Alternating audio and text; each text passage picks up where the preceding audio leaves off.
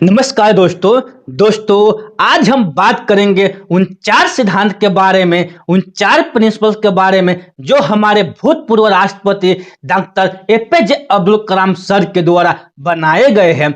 उनका मानना था कि ये जो चार नियम है वो हर स्टूडेंट को, हर इंसान को खुद पर अप्लाई करना चाहिए। अगर कोई भी स्टूडेंट या कोई भी इंसान इनको अपने जीवन में उतार लेता है और उनको फॉलो करता है तो इस दुनिया में ऐसी कोई चीज नहीं है जो उस इंसान की कदमों में न गिर जाए। इन चारों प्रिंसिपल को हम पूरी डिटेल में समझेंगे ताकि आपको इन्हें फॉलो करने में आसानी रहेगी। तो दोस्तों वीडियो में लास्ट तक बने रहें। नंबर 1, मेरा एक महान उद्देश्य है हमेशा अपने आप को याद दिलाए कि आपका लक्ष्य बहुत बड़ा है। अपने आप को बोलिए कि I will have great aim. दोस्तों सन 1958 की बात है। Doctor APJ Abdul Kalam sir एक पायलट बनना चाहते थे।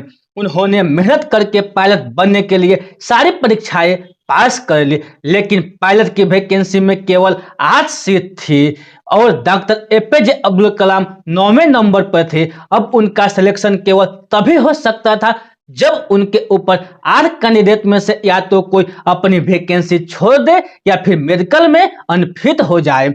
लेकिन उनको इस बात का काफी डिसअपॉइंटमेंट हुआ कि उनका सिर्फ एक रैंक की वजह से वो सिलेक्शन से आउट हो गए। लेकिन उन्होंने यह स्वीकार किया कि it was disappointment for me but disappointment could not define मी। यानी कि मैं निराश जरूर हुआ था लेकिन निराशा कभी मुझे हरा नहीं सकी। दोस्तों उन्होंने ठान लिया था कि भले ही पायलट बन के एयरक्राफ्ट न उड़ा सकूं, लेकिन एक इंजीनियर बन के, एक साइंटिस्ट बन के मैं एयरक्राफ्ट जरूर बना सकता हूं, मिसाइल बना सकता हूं, रॉकेट बना सकता हूं। और दोस्तों यह तो किसी को नहीं पता कि अगर डॉक्टर एपीजे अब्दुल कलाम पायलट बनते तो वो केवल कहां तक पहुंच पाते, लेकिन उन्होंने इस बात को जरूर साबित किया कि अगर वो पायलट नहीं बन पाए तो उन्होंने रॉकेट और मिसाइल जरूर बना दिए। और दोस्तों भले ही वो इंडियन एयरक्राफ्ट के पायलट नहीं बन पाए लेकिन राष्ट्रपति जरूर बने, जो कि तीनों सेनाओं के कमांडर इन चीफ होते हैं और तीनों सेनाओं में आर्मी, नेवी और एयरफोर्स भी होती है। दोस्तों उनका कहा गया रूल नंबर 1, हमेशा अपने आप को बोलिए कि I will have great aim, मैं अपना लक्ष्य ऊंचा रखूंगा, या प्रोमिस हमेशा अपने आप को याद दिलाते रहे। दोस्तों रूल नंबर 2, मैं लगातार ज्ञान प्राप्त करूंगा। दोस्तों यह रूल कहता है कि I will continuously acquire knowledge, यानी कि मैं हमेशा लगातार ज्ञान हासिल करता रहूंगा। अब उनके इस दूसरे रूल को उन्हीं के जीवनी से समझते हैं। डॉक्टर एपीजे अब्दुल कलाम को मिसाइल मैन के नाम से भी जाना जाता है। वो एक इंजीनियर थे, एक वैज्ञानिक थे। उन्होंने बहुत सारे मिशन को लीड किया और सक्सेसफुल भी रहे। उन्होंने पद्म भूषण, पद्म विभूषण और भारत रत्न जैसे हाईएस्ट सिविलियन अवार्ड जीते और भारत के 11वें राष्ट्रपति भी बने। लेकिन इसके बावजूद भी उन्होंने ये माना कि वो अपने आप को एक टीचर समझते हैं, वो अपने आप को एक अध्यापक समझते हैं और उनको सबसे ज्यादा खुशी तब मिलती है जब उनका कोई स्टूडेंट पीएचडी पूरी कर लेता है। यानी कि उनके लाइफ में अगर सबसे ज्यादा जरूरत कोई चीज थी तो वह थी एजुकेशन, नॉलेज। उनका मानना था कि एजुकेशन के लिए, यानी कि ज्ञान के लिए जो सबसे अच्छा समय होता है वो होता है स्टूडेंट लाइफ। और किसी भी इंसान को सक्सेस के पीछे उसके एजुकेशन का, उसके नॉलेज का सबसे बड़ा हाथ होता है।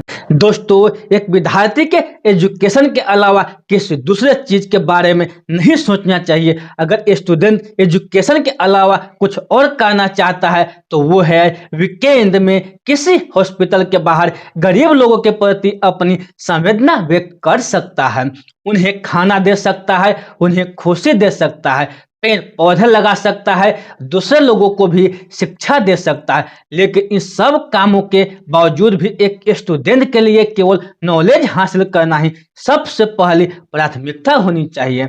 यानी कि आपको हमेशा अपने आप को ये याद दिलाना है कि चाहे कुछ भी हो, मैं सीखना नहीं छोड़ूंगा, मैं सीखना नहीं छोड़ूंगा। दोस्तों, रूल नंबर 3, मैं कड़ी मेहनत करूंगा। डॉक्टर एपीजे अब्दुल कलाम का तीसरा नियम था कि अपने आप से हमेशा ये प्रॉमिस करे कि मैं हमेशा हार्ड वर्क करता रहूंगा, यानी आई विल डू हार्ड वर्क। दोस्तों, 1973 की बात है।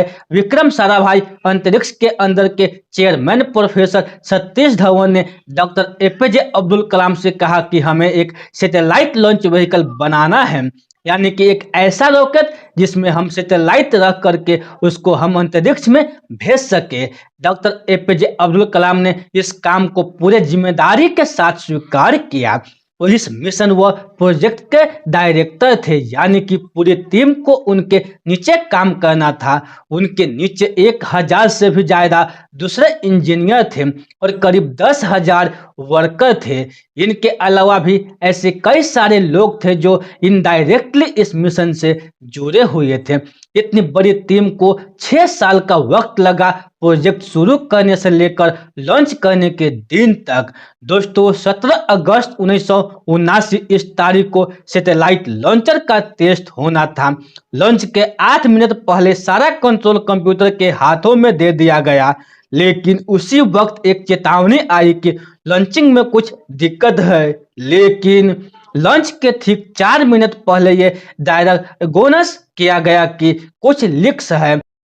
दोस्तों, लेकिन उनके टीम के जो एक्सपर्ट थे उनकी ये राय थी कि लीक्स के बावजूद भी रॉकेट में इतना सफिशिएंट ऑक्सीडाइजर है कि वो अपना लॉन्च जारी रख सकते हैं।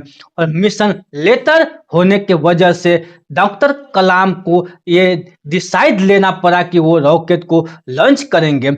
लेकिन लॉन्च के कुछ मिनट बाद ही वो रॉकेट पृथ्वी की कक्षा में न जाकर बंगाल की खाड़ी में जाकर गिर गया। 6 साल की मेहनत, हजारों लोगों की लाखों वर्कर आवर, जनता का पैसा और मिशन 2 मिनट में फेल हो गया।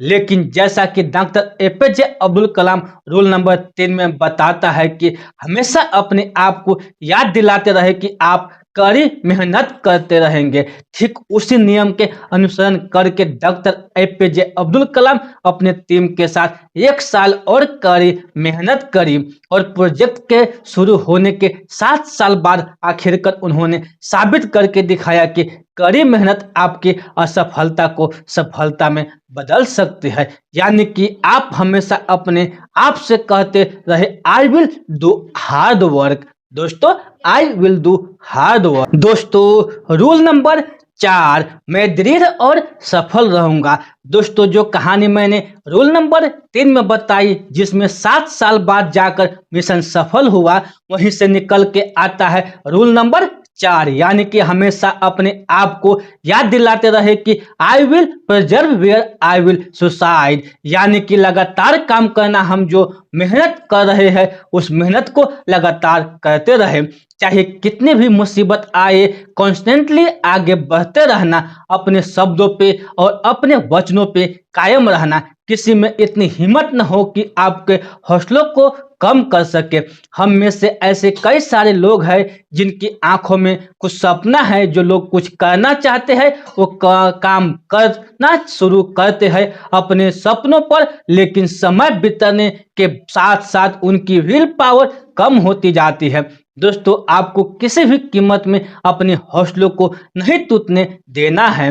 डॉक्टर एपीजे अब्दुल कलाम का मानना था कि आप तब तक अपना जिद न छोड़िए जब तक आप अपने लक्ष्य तक नहीं पहुंच जाते हैं। और आपका लक्ष्य है आपकी यूनिक्यूनेस, आपका सबसे अलग होना, आपका पहचान सबसे अलग होना।